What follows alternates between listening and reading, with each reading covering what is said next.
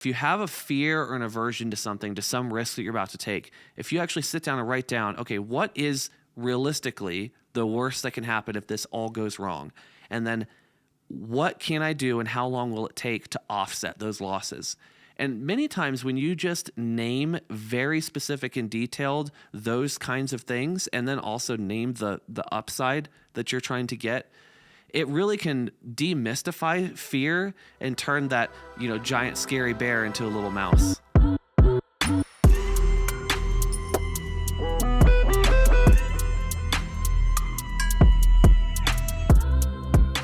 Welcome back to the Making Money podcast, where we talk about how to make more money, keep more of what you make, and make your money work harder for you. I am your co-host, Benjamin Foss, and before I introduce Paul, I have to say this is not financial advice. Sitting across from me, as always, is the entrepreneur, business owner, and hair specialist, Paul Ng. Paul, how are you today, my friend? I am doing great. How are you, Ben? Fantastic. It has been a cold day. It's Freezing. been a cold last few days, and it was overcast and very sleepy. Yes, it's sleep weather for sure. Cold sleep weather. Hopefully winter will go away soon, so I can break out the muscle shirts. And I'm gonna go with you on that thought. With 3 more months of this, I don't know. Scary. We will see. But hopefully wherever you are is nice and warm and cozy as we wrap up our 4-part series on questions you should ask to unstuck your business. We have talked about customers. We have talked about suppliers. We have talked about finding your niche market. We have talked about understanding the constraints of your business and a number of other topics. And with this final episode on this series, we want to talk a little bit about 3 specific, distinct questions, kind of a little bit on 3 different topics, but things that we believe will really help to jumpstart you and to help unstuck your business.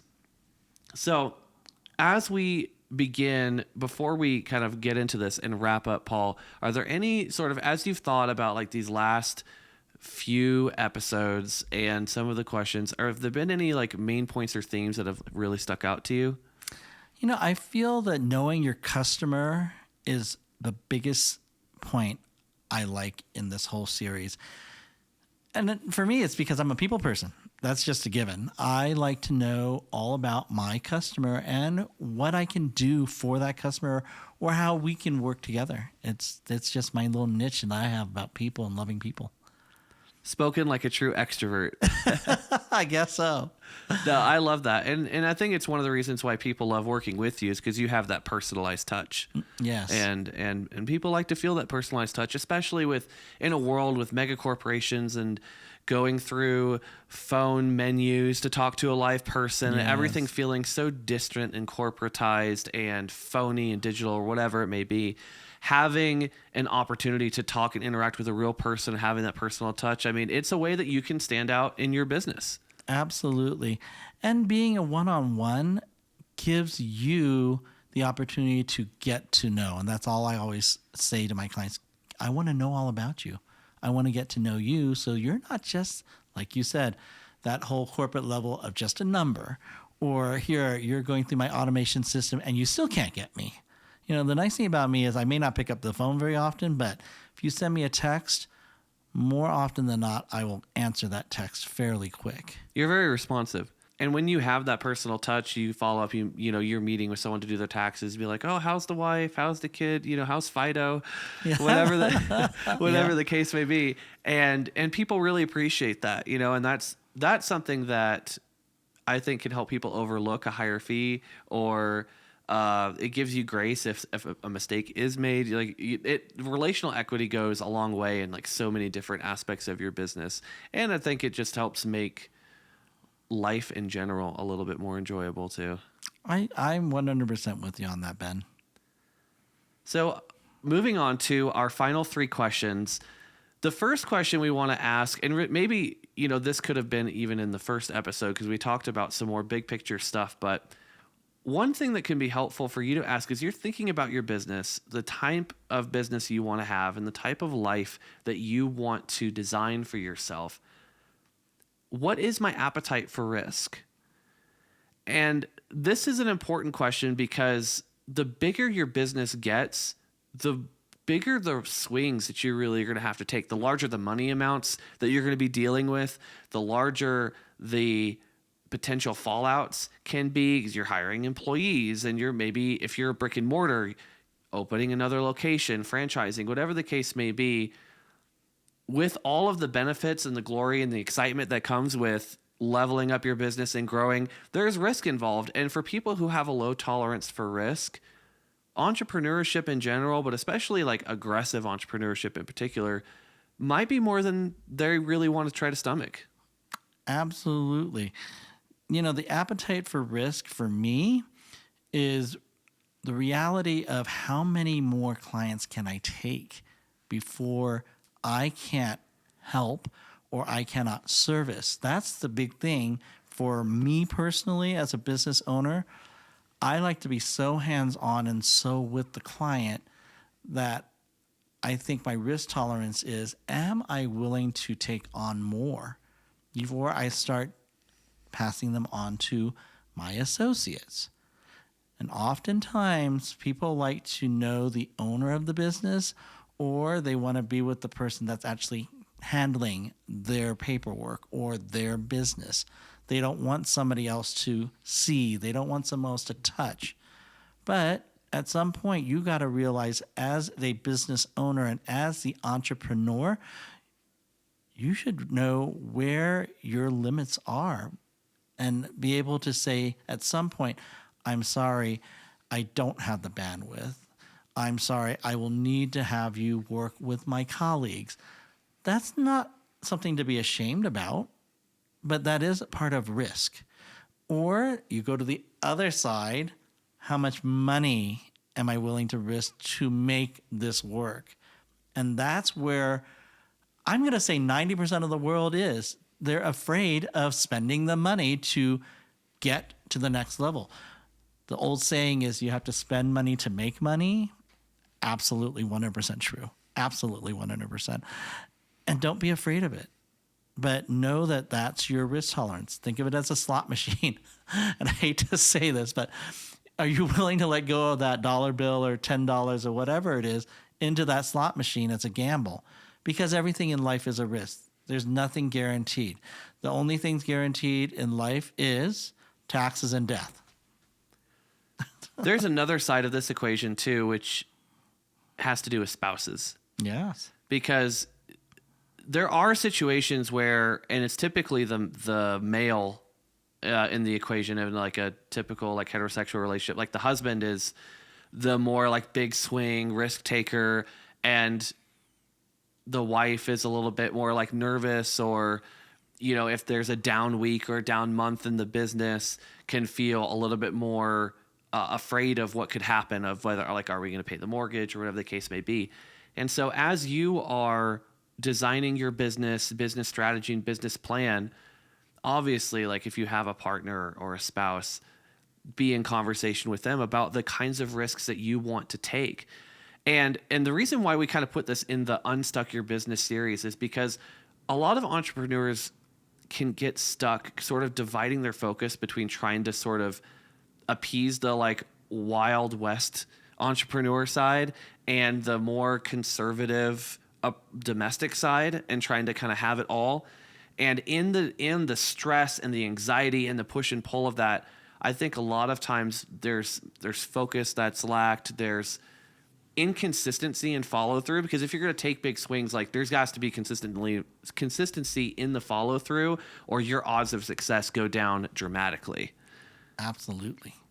And so I think being on the same page with your partner regarding that risk tolerance and how you want to design your business and business strategy is really crucial for having that consistency that you need. Like, listen, if you want to build slow and steady, you can build slow and steady. You can take smaller risks for smaller rewards in many cases, and still brick by brick stack up something that can support you and your family for the long haul. But you just need to be realistic about what those risks you are and are not willing to take. Absolutely. It's all about your conceptualization of, and that's your of. It's not anyone else's, right? You have to put into play And be afraid. It's okay to be afraid. That's what we're here to do, is to learn, stumble, fall, and get up and learn from that. So when you have a spouse that's a little more nervous or a little more scared, it balances you out, really. I mean, if you look at it, you're the aggressor. This one's a little less aggressive. You're the assertive one. This is the more timid and shy one. So reluctancy is not a bad thing, but always know where you stand. That's the important thing too, is that risk tolerance, being able to know where you stand and where you're willing to put that risk and gamble, knowing that there could be a shortfall. And what does that look like? Like you said, it's paycheck to paycheck at that point, or I'm a little scared. We might not have a good month, right? But once again, it is a appetite for risk. And there are very specific strategies you can take to mitigate risk as well. Like you can have what I like to call the oh shit fund. Yes. It's the oh shit, I lost 3 big clients and I have to take a pay cut for a little while I rebuild this, but it's okay. Like we've got 3 or 6 or even 12 months worth of reserves in our personal accounts or somewhere accessible that we can pull it out. And then the other comment I want to make is risk tolerance can also be elastic to a degree.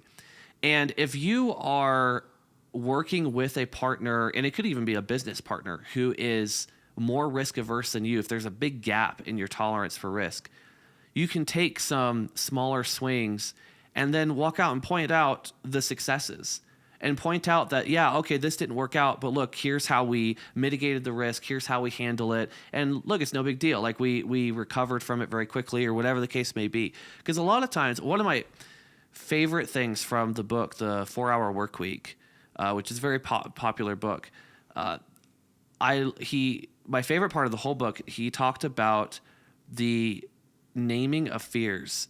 And how if you have a fear or an aversion to something, to some risk that you're about to take, if you actually sit down and write down, okay, what is realistically the worst that can happen if this all goes wrong? And then what can I do and how long will it take to offset those losses? And many times when you just name very specific and detailed those kinds of things, and then also name the upside that you're trying to get, it really can demystify fear and turn that, giant scary bear into a little mouse. Absolutely. It's being prepared. I think that's the bottom line on that one. In the world of accounting, we tell a lot of clients, make envelopes. And in those envelopes is your budget. So if you're going to go grocery shopping, you're going to put cash in that envelope, and you're only going to take that cash to the store. So it lets you know, okay, well, I can't just shop till I drop. I can't do impulsive shopping. So that means proper planning, proper results, right? So it's kind of I know the Doritos are on sale, but you're not buying 5 bags. Exactly.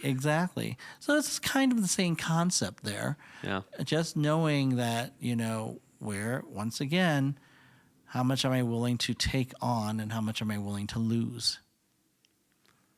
Moving back into more strictly the business space, we want you to ask yourself and your business, am I outsourcing the right tasks? And I saw a video about this, and I wish I could credit the lady who shared this thought, because it was really great and I'd love to give her credit, but I don't know how to find it again. It's one of those, you're scrolling through Instagram reel and it's gone forever. But you can break down your tasks into A, B, and C tasks. A tasks are the ones that you are best at and are most effective levers in your business. Your points of highest leverage in growing and maintaining the health of your business. B tasks are sort of your next level down, the things that you're pretty good at, but other people might be comparably good at. And then C tasks are things that need to be done, but you're not particularly gifted at, either because maybe they're just low skill related things, or things that maybe you're just not good at accounting and spreadsheets and Excel and all of that. When you're looking to hire and to outsource, you really want to be trying to outsource those C tasks first. For one, many times those C tasks are actually the cheapest to outsource because they could be low skill. They're low leverage. They're not the things that, are the most essential for growing the business, but they're the grease that keep the wheels turning, right? But a lot of times as entrepreneurs, I think it can be easy for us to want to like hire people whose A tasks are also our A tasks, as we feel that similarity and that camaraderie. But when you're looking to hire, I think it's important to ask, like, am I outsourcing the right tasks? I have that problem. Over the years, I have always been hands-on, 100% myself. I will do it. I will oversee it. I will take the blame. I will make it right. And you get to the point where you have to know your risk tolerance on that one again. Like, do I need a staff? Do I need a right hand? Do I need a personal assistant? What is it that I need? And that certain age and having my business for so many years, it got to that point where I really just needed a right hand. So I got myself at age 40, we'll just go there. I decided I wanted a driver. And that's all they did was drive me around all day long. I said to myself, I need that. And then I decided I need a personal assistant. So my driver was my personal assistant and did all my personal things. And then I realized, okay, I need to grow my business to the next level. So now I need bookkeepers. So I started hiring bookkeepers. And then I realized, wait, I need another me, because if someone can't get something done and they need someone like myself with those particular skills, I need somebody there to do that, right? I can't just have a bookkeeper and a personal assistant. So I hired a person that could handle those type of tasks that don't need me there personally, but someone else can do them. So I started looking at that, and now I've gotten to the point where I have one outsourced out of the country person doing certain things in my business. And that has been such a blessing. I could not even tell you. I was so adverse to doing that for so long. And just last year, I finally broke down and said, I'm going to do this. I'm going to do this. And that fear and that risk tolerance, as we're talking about consistently, went down. Totally. I mean, I got to that. I'm comfortable. My risk tolerance now is at a comfort level versus I have anxiety. I got to the point just where a little exposure. We talked about it. Risk tolerance is elastic. It is. And so now I feel so comfortable. It was some hand holding for a minute. And so that's okay because it's a learning curve for all of us.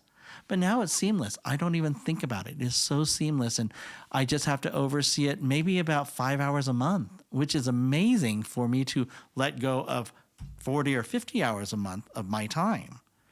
So don't be afraid. I don't be afraid. Kind of feel the waters out first and see what you need. But don't be afraid of outsourcing. If you are trying to outsource a task, the purpose behind it in general is to free up your time for more important things. Right. So if you can, I believe John Maxwell has this rule of if someone else can do a task 80% as well as you can, you should not be doing that task. And the whole point of freeing up your time is so that you can focus on those high leverage A tasks that are pivotal for growing your business, whether it be working on marketing or product development or networking with high value clients or business strategy, whatever the case may be. The purpose of outsourcing these things is to empower you as the business owner to be the CEO of your business and to pull those high leverage levers to help you grow. Absolutely. I was just reading these notes that we had, and a lot of times we just don't want to let go of control. I think that's where it's coming from. Yeah. I feel that no one else can do it as good as me, or I don't want someone else to do it because I won't get the glory. I mean, it's really just that kind of whatever that word is I'm looking for. That's that one level versus the other level and fear. So if we can get past that and move forward with, I do have somebody, I really want to have somebody, you got to get to that level of trust, really. And, looking back at some of the trials and tribulations I went through from, growing a business with literally moving to Colorado with 10 clients. And now today, 23 years later, this April, I'm going to be exceeding over 742 as of this morning. 742 active clients as of this That's morning. more than 2 a day. It is, absolutely. And I never thought I would have that many clients. Honestly, I thought, 50 would be plenty because I'd be comfortable. And then 100 was comfortable, and then 200, and then at that point I need help. I can't You do have this. 5 or 6 staff, something like that? Yeah, I have 5.5. Because they have part-time. I do very have part-time. one very part-time person. Yeah. And it's very helpful regardless of how part-time it is. It alleviates a lot of stress from me personally. And it actually gives my clients a 1 day a week for a couple of hours to actually have them come in and see the person who's actually doing some of their work. I'm overseeing it primarily, but there's someone else doing that work, which takes so much off your shoulders. I mean, I can't stress that enough about that outsourcing. And the model that you choose on outsourcing, whether it be a professional that mirrors you, which I don't suggest, I suggest bring on people that is a support staff. And then after you get your support staff, then you find a protege that can be the person that can understudy you, as they call it. So that if something were to happen, and if you went to the hospital, and if, the ands are unmeasurable, but you have somebody there that can fill into your shoes until you can get back, right? And that's what I feel is more important. Let go of some of those, I don't know what you want to call it. I mean, it's that ego. I'm just going to go there. There's pride and there's fear, It right? is. And those are two of the big things. And Yes. I think the part-time individual is a great point for people who are maybe a little bit smaller and don't need a full-time person. You can do contract labor, hire someone overseas, just depending on the task and whether remote work is possible for that task. There are many options through either part-time work, contract work, overseas work, where you can, at a relatively low cost, kind of dip your toe in that delegation water and start to teach yourself the skill of training, which I think is something we're going to talk about soon on the podcast, about hiring and training people, because it is really a skill set into itself. And maybe for your own comfortability and risk tolerance, as we've talked about, you do need to start just part-time and train someone part-time, and just, you have a smaller wage to pay, you have smaller time commitment, and it's like, I'm just going to delegate this small thing over here. It's 10 hours a week of work.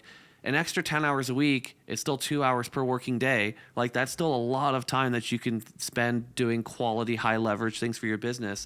But it doesn't feel quite as overwhelming or intimidating as trying to bring on a full-time person salary plus healthcare benefits or whatever else that may entail. 100% agreed on that one, Ben. Finally, I want to shift to you, not just as the person running the business, but you, like, as an individual, and want you to ask yourself, like, who is your role model, specifically in business and in your niche? Is there anyone that you know about in your industry that's really just crushing it and doing an amazing job? And what can you learn from them? Whatever niche you happen to be in, whatever business you happen to be in, like, there's probably, like, almost certainly someone in that business that's already crushing it and doing an amazing job, or someone in a similar type of business. And I think finding those, even just digitally or virtually, those mentors, or maybe you can even reach out to them and pay for some time to learn from them and have some coaching. You'd be amazed at the things that you can learn from people who are 5, 10, 20 steps ahead of you, and the things that they will teach you, to help, the secrets they might be willing to share with you to help you unstuck your business. Sometimes the solutions that you need are kind of catered to a specific industry or a specific market, and finding someone who could help you within that market could change your life forever. Absolutely. And role models don't necessarily need to be your superhero. They really can just be someone you look up to that can be a mentor, or it could be family. in all honesty. You know, I look up to my brother, who's an entrepreneur as well. It kind of runs in our family, actually. And I look at how he started. In short, I'll give you a little background. He was in the Army, came out of the Army, and then worked for the Chinese Yellow Pages in San Francisco.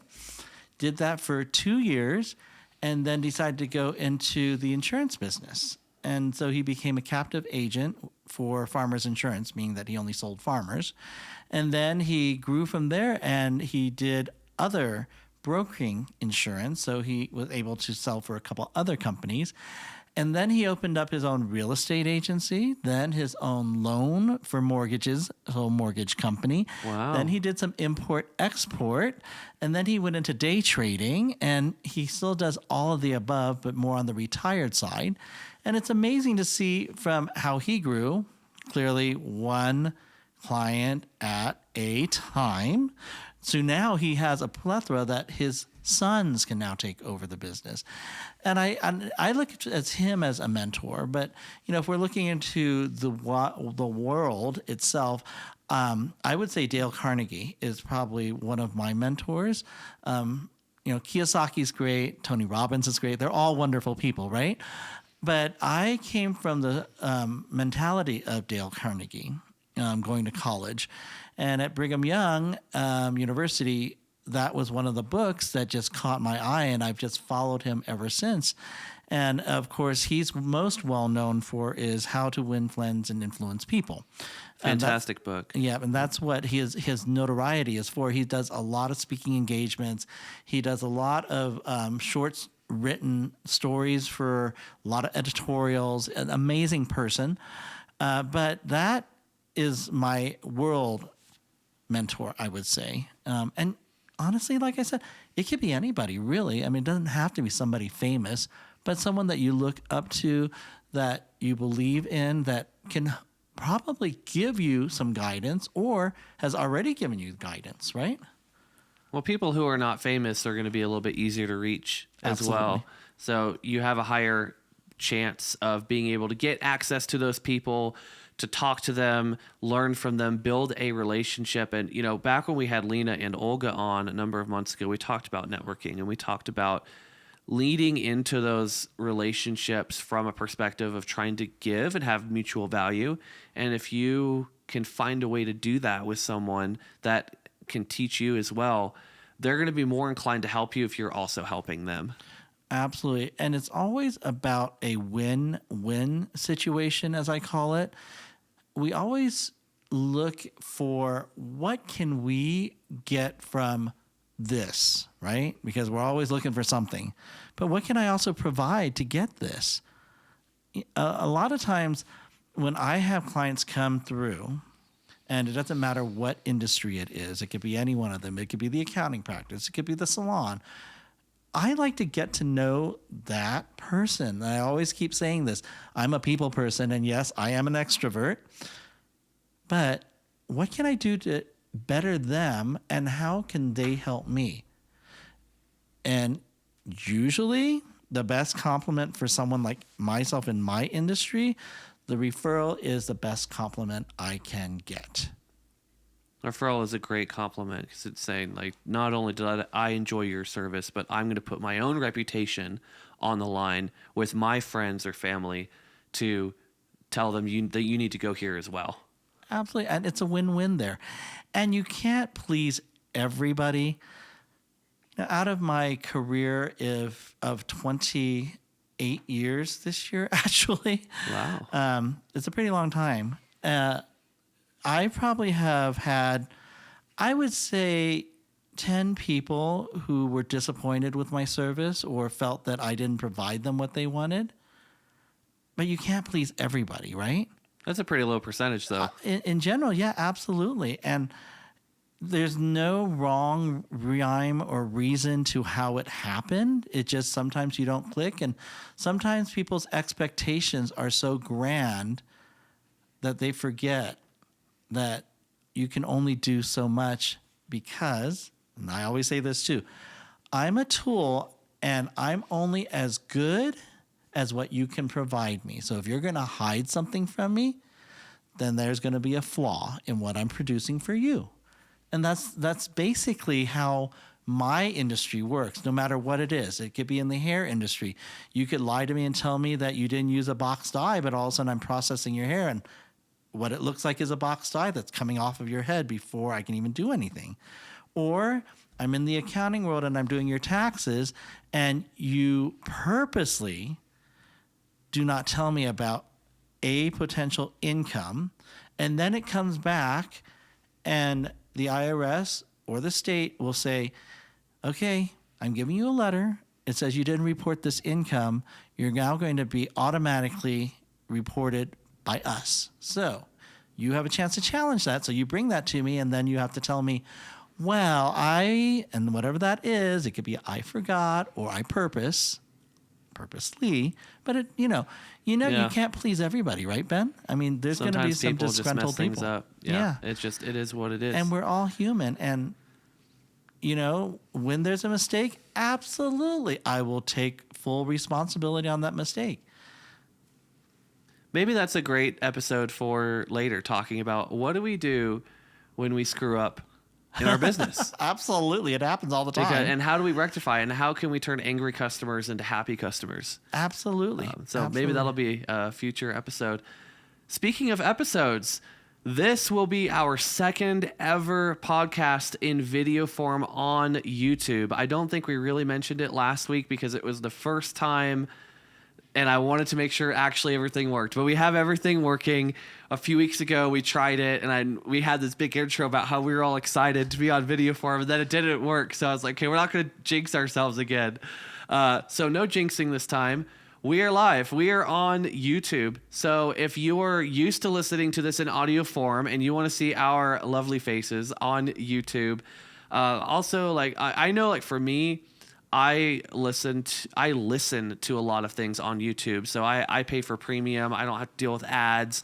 I like YouTube's app and the way it's set up. It just works really well for me. So if you prefer to consume content on YouTube, find us at the Making Money Pod on YouTube.